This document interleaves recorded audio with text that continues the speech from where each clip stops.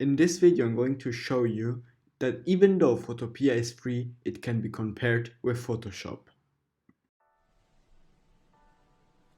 Alright, now I'm going to show you how to use the layers. Layers are on the right hand side of the window. And they're really self-explanatory because it's layers. As you can see, the blue shape is over the image and over the red shape. So if I take the blue shape and move it under the man, it goes underneath it. If you double left click on the layer, you can change its name.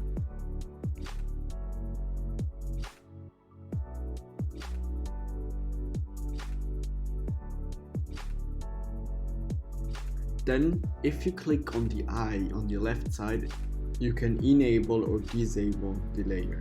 Then, if you select a layer and change the opacity, want to change the opacity of it, just go on opacity and use the slider, or you can, in the box, you can just type in the opacity that you would like to have. On the bottom, you can add or remove layers with the paper symbol or the bin, and it will always delete the selected layer.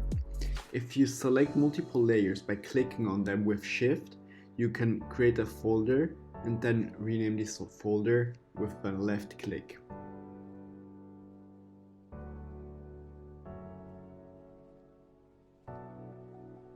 You can lock the folder or lock the layers. This means that you can still move them around in the layers, but you're not able to make any changes on the shape itself. Another feature is you can merge the layers together, which means that if they're merged together, you can move them around and they will be always together.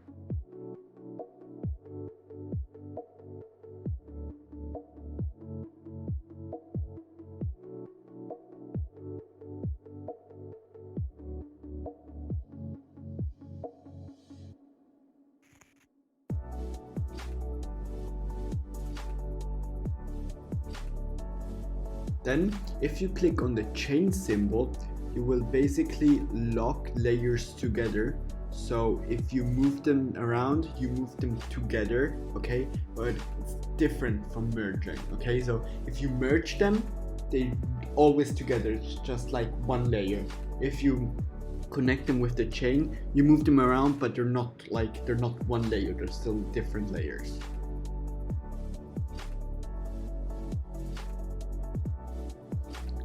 Now I'm going to show you how to do a color correction on an image. This in particular is a raw image. The options that I'm going to change are the hue, the saturation, the brightness, and the contrast.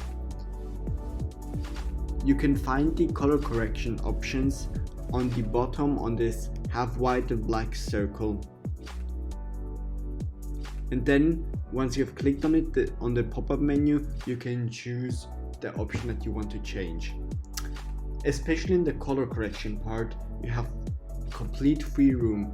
Especially in the color correction part, it's totally up to you how you want to design or color correct or color grade your image. So here I cannot explain much.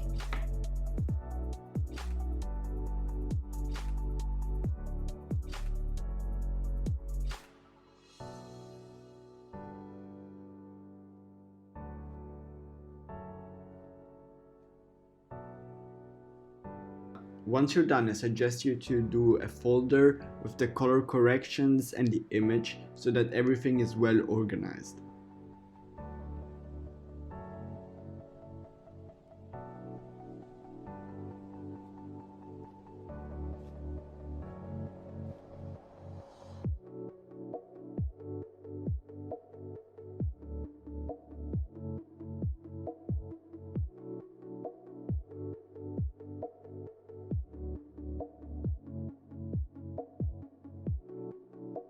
Now I'm going to show you how to remove the background.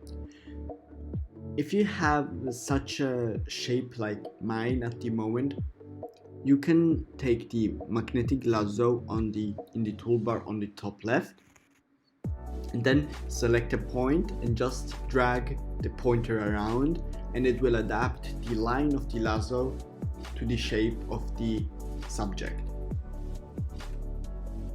Sometimes you may want to create kind of a stop, or kind of a point, so just left click on the point and it will create a new starting point, so that if the lasso starts spinning around, it doesn't mess up your progress. Once you're done with selecting your subject, you have selected the subject and not the background. To select the background, go on select and then invert selection. So now you have selected the background and not the subject, and then just click backspace and it will remove the background.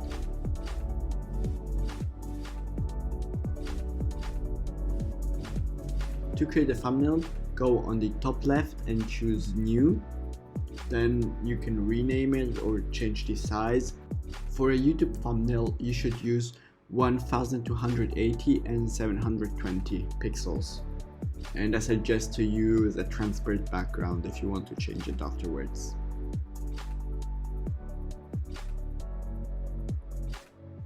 So now you can import your image. And once it is imported, you can choose a background color. You can basically use whatever color you want, whatever fits your theme, whatever fits your YouTube channel, because it can be personalized and it's totally up to you how you do it. In my case, I wanted to do a light dark gray background because it fits the best with the color and with the theme I want to have. Okay, so I'd suggest you to follow the lights. So on the left side there's some light, on the right side there's the shadow. So I'd use the light gray on the left hand side and on the dark gray on the right hand side. If you choose the bucket on the left hand side, you will basically fill the whole page or the image with the selected color on the bottom. The top one is the color you have selected. If in this case I would use the gradient tool because of the lights and the shadows. On the top you will see the color that will be on the starting point, and on the bottom the color that will be on the ending point.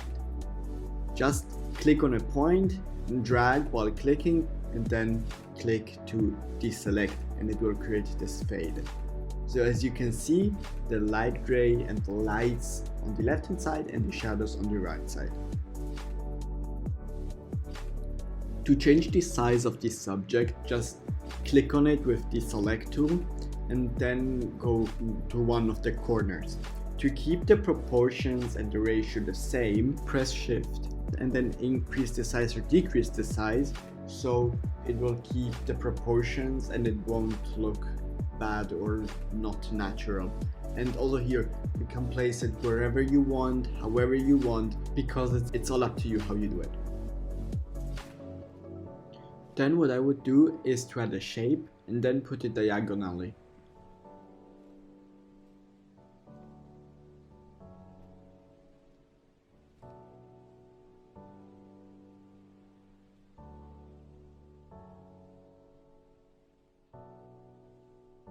So as you can see, if I go in the corner and there's like this curved arrow, it means that you will be turning the shape.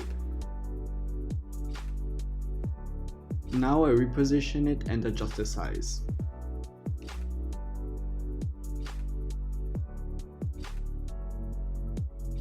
Now I duplicate the layer and I put the duplicate in the bottom right corner.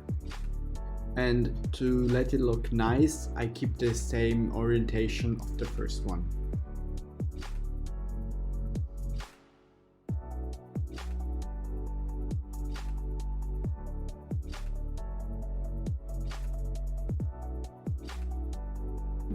Now I want to add a stripe where I will be putting the text. So basically create a new shape.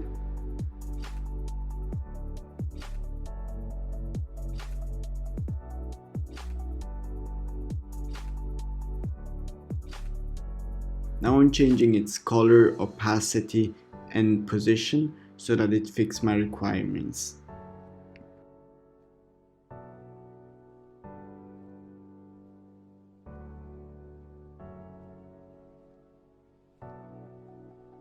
To get a higher contrast with the background, I'm adding a stroke to the shape. So select the shape with the shape tool and then select stroke on the top line and then choose the color. In this case I'm choosing white, and then you can change its size.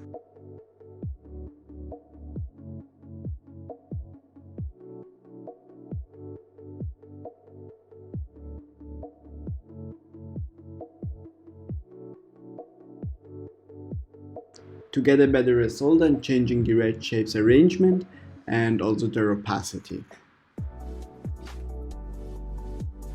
To add a text box, click on the T and then drag and drop the text box the size you prefer. You can also change it afterwards. To type in the text, just click in the text box and you can type it.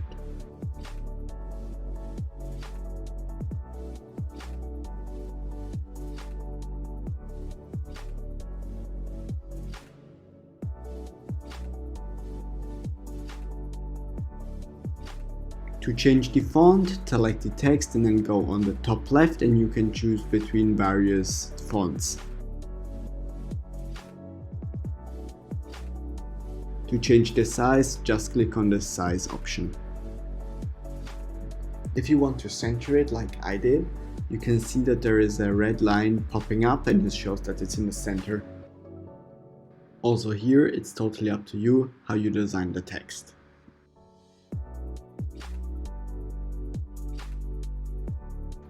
And for example, if you want to change it only on the x-axis, just move it on the x-axis, then press shift and you will be moving it only on the x-axis and it will be fixed on the x-axis. So it won't move up or down, it will just move horizontally.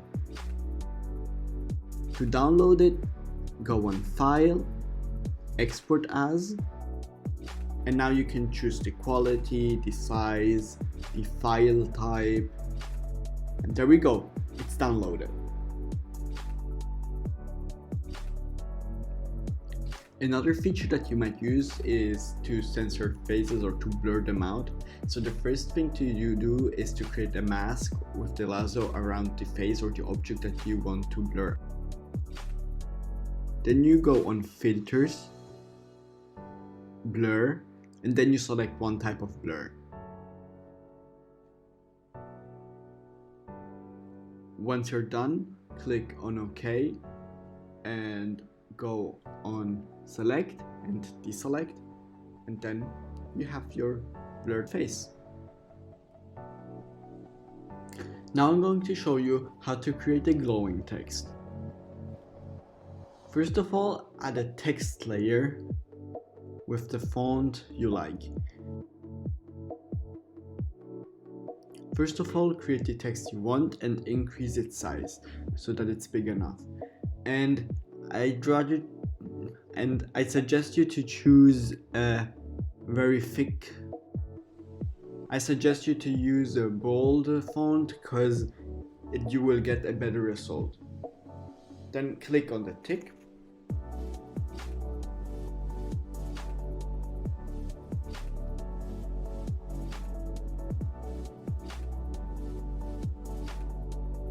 Okay, now double click on the text layer and go to gradient overlay. Then choose the two colors you prefer. I suggest you to use two similar colors. I suggest you to use two similar colors, one dark and one light color. So in this case, I suggest you to use the same color once in dark and once in bright. I suggest you to use twice the same color, once in light and once in dark. I suggest you to use the same color once in light and once in dark. And make sure that the blend mode is on normal. Then click OK.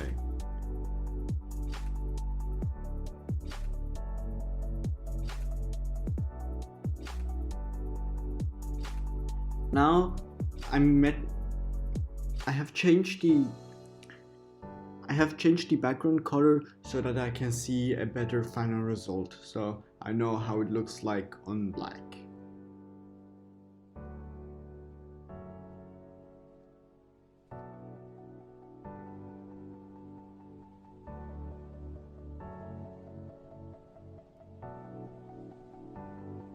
Now add an inner glow and choose the gradient color you prefer.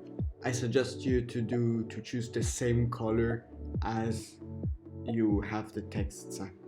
I suggest you to use the same color as your text and change the blend mode to normal.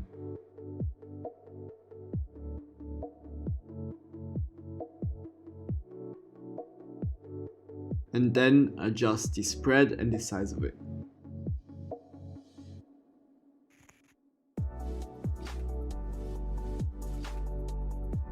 Now add a stroke. Here you can choose whatever color you want and whatever color you prefer. Here you can choose whatever color you want and then adjust the size of it.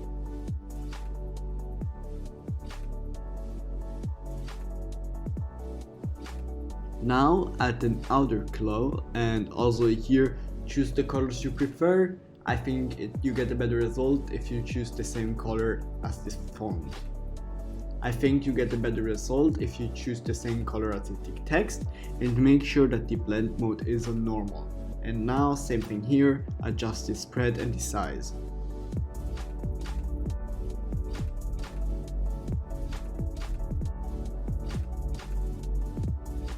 Then add a second stroke and make it on the same color of the text so that you get a better outline. This time it should be smaller than the white one.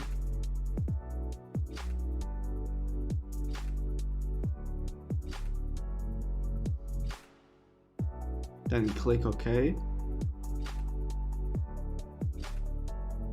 And you get your final result. To get an even more three-dimensional look,